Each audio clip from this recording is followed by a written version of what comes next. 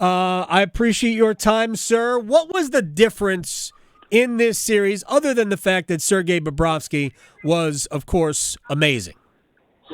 I just think the timely goal scoring, and if you look how clutch Matthew Tkachuck was, and it's a do it or don't league, and you look at, you can't make excuses, but if you have Svechnikov and you have Pacioretty in the lineup, those could have been difference makers and go-to guys, especially Svechnikov. There's not really an answer to Matthew Tkachuck right now, but if you look at a guy that's big and physical and that's clutch and can score goals, he might have been a big-time difference, but you can never make excuses because the Colorado Avalanche, way back in the day, they won the Stanley Cup without Peter Forsberg, and other guys took on the added assignments and pressure, and they got it done. So it's never the way to look at it, but, man, you put Svech in that lineup and Pacioretty, who I think in the past has never really been like a go-to playoff-type guy, but those guys can score goals, and that's what it's all about. And with the combination of Tkachuck and Bobrovsky and Barkov,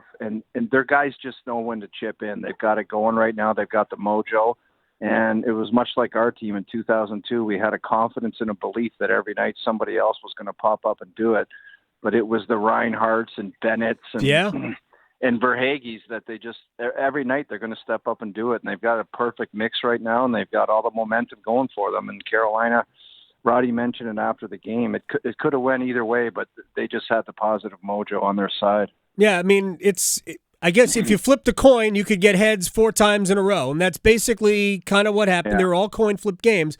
But I would point out, in my opinion, there's a reason that they all went the way of Florida, and I'm not sure that because in last night's game, to me, Sam Bennett was the key figure in the 2 biggest moments of the game. The hit on Jacob Slavin, which was, as my initial reaction was, that's dirty because it's Sam Bennett. But in looking at it again, it looked like the initial contact was through the chest, even though there was helmet-to-helmet contact, which I guess could have been called. And then just kind of getting in the way, bothering Freddie Anderson in the goal mouth. He put his stick between his pads. I don't know that he interfered, but he was certainly interfering, if you will. And Sam Bennett, that mindset, I don't think Carolina has that. You know what? It's an excellent point, and I try to say that in this market a lot with players such as Nylander and Marner and Matthews, and if you want to take it to Carolina, maybe it's Aho or Teravainen or Natchez, that it doesn't necessarily have to be a toe drag or a one-timer from the slot under the bar to make a contribution to the hockey game. And Sam Bennett, what you just mentioned, is a classic example. He took their best defenseman out of the game with an unbelievable body check. It's textbook forechecking, and he just melted him behind the net. There was nothing illegal about that. Massive impact in the game. Mm-hmm. And then you look at him just causing problems in front of the net. That's another massive impact in the game. So for some of these skill players that think it all has to be skill plays to have a contribution in a big hockey game, it's completely the wrong mentality. And it just goes back to a bigger picture. Do you want a guy like Natchez that can put up some points during the regular season and then maybe shy away from the physical stuff? I don't think he played great in the playoffs. Maybe he was noticeable a bit in the first couple rounds, chipping in with some offense. But when things get tough, the Reinhardts, the Bennetts, the Tkachucks, the Barkovs, they're right there.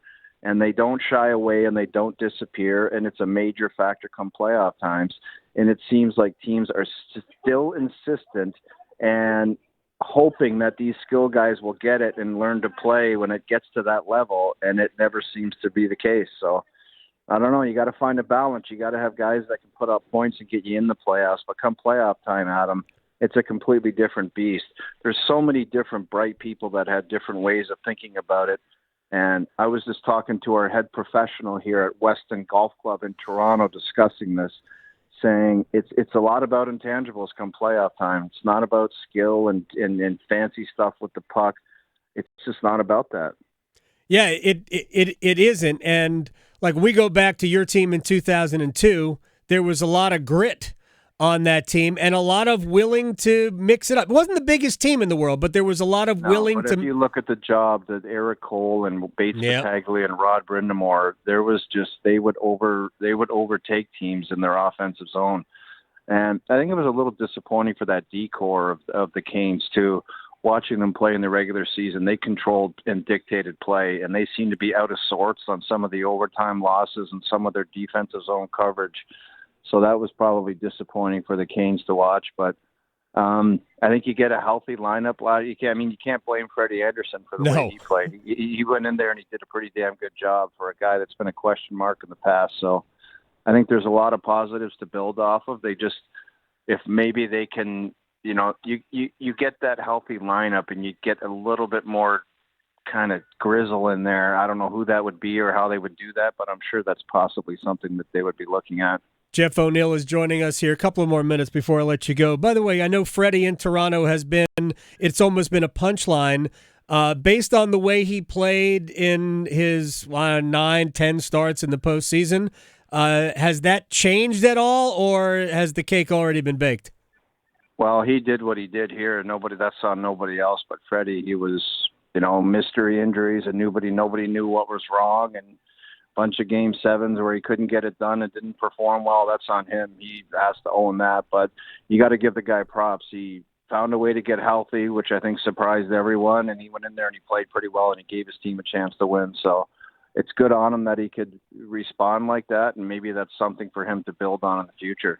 Jeff O'Neill is with us here. When you look at Sebastian Aho, and I thought the Slavin hit unnerved Aho to the point. I think it took him out of his game. I thought he was all over the place in not a good way in the first period. He took one penalty, which I don't know.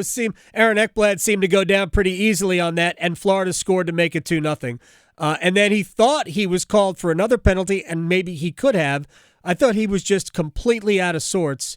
But can Aho be your best player and you're a successful team? And in other words, a Stanley Cup champ? Well, it's a great question, and he definitely is one of my favorite players in the league. He's been so clutch and so good for his tenure in Carolina. But you look at the expectation, can he battle and go up against a Barkov? If he's going to be your 1A spotlight centerman, it's, you look at the guys throughout the league, and he got through the first two rounds, but then it's like a different level. Things get tough, and he's never going to out-physical you. He's not going to be a Sam Bennett, but we go back to Svechnikov. If you put that big horse on the wing, it makes a guy like Aho feel pretty comfortable out there because he's big, he's physical, and he does some of the dirty work. I got to play with Ronnie Francis, and I tried to do that. I tried to deliver the hits in the corner, get him the puck, and then let him do the work. Sometimes when you got to do that yourself, it's not really in your game. So players complement each other and feed off of each other with their different skill sets. And I think he needs that Svechnikov to benefit off each other. A big guy that gets in the forecheck, creates turnovers, and then Aho can do his work. He's a fantastic player, and I think sooner or later down the line he's going to get the job done. Well, I do too. I do think that they need somebody next to him, and maybe that's Svechnikov, who hasn't quite gotten all the way there yet. Who knows what would have happened this postseason, but for the ACL injury. Either that, or they need maybe somebody else on his left side or right side. Either way, I don't know. You were a right shot or a left shot? I was a right shot, and it seems like it's a copycat league, and everyone's going to be scouring the league looking for that Sam Bennett who's out there frustrated with another team that maybe just needs a chance somewhere else. So we'll see what happens. Jeff O'Neill, I appreciate your time, man. Go hit him straight if you're out at the club. Otherwise, we'll talk again down the road. Okay, Adam. Thanks for having me. You got it. Jeff O'Neill here on the Adam Gold Show.